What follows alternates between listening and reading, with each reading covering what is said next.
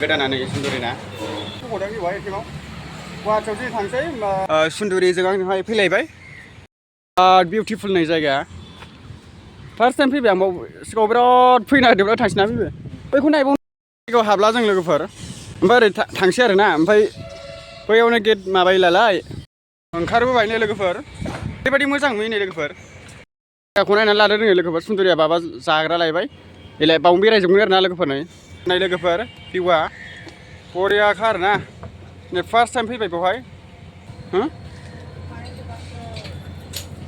मा दं थान्दा लोंग्रा गैया बरियालै गोदो उन्दैयावसो बारलाबायनो गोसो जायोमोन बिराद आरो गोसो गैला बिराद गोबावनि उनावसो दिनै नै फैफेराखैमोन आं बे जायगायाव माने सुन्दुरिया गोदो सिख्लायाव फैबाय थायोना दिनै फैलायबाय बरिया मालाबा गाखोसै बाराफोर थांनाय जायाखैमोन औ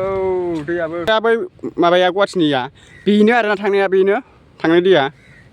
लोगोफोर सिगाङाव सुन्दुरिया बिराद फैबाय थायोमोन आरोना ओमफ्राय आं सुन्दुरिनि फट'फ्राव नुनायावहाय बबे जायगा सानोमोन आरो ओमफ्राय सुन्दुरिया आंखौ लाबोआ माने सिगाङावथ' लाबोआखैमोन नालाय ओमफ्राय लोगोफोर सुन्दुरिया बावनो फैबाय थायोमोन आरोना सिगाङाव आं आन्दायोमोन नालाय ओमफ्राय बेलासियाव उन्दु थालाबायनो मोजां जायोना बेलाय नालेंखर बिफां नै लोगोफोर नालेंखर बिफां बायदिसिना नैबेयाव आं बिराद मोजां मोनो आरो ओमफ्राय बारलु मोननाय नङा बेवहाय बेलाय जा मोजां लोगोफोर लकेसना जै दाखोरफोर गालांबा हमखायो आरोना डाइरेक्टखा बैयाव दाबायदिबा ओमफ्राय मोजां नङा आरोना सान्दुंना 12टा टाइम नालेंखर बिफां गोनांलाय नै लोगोफोर सुन्दुरिया गोदो सिख्लायाव बिराद फैबाय थायोमोन ओमफ्राय दा फैबाय आरोना आंखौ लाबोबावामोन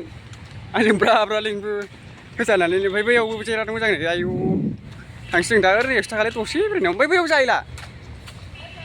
मानो थांबावनांगौ ना ओंखायनो होनदां ओरै बेरायबावसो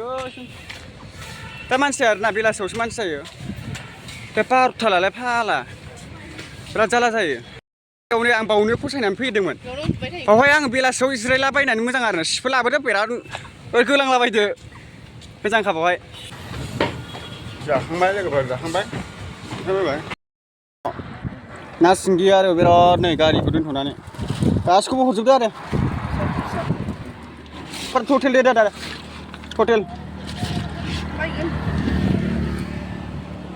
आद्रा खिथा बोथोर दोनबावनांगौ बेलाय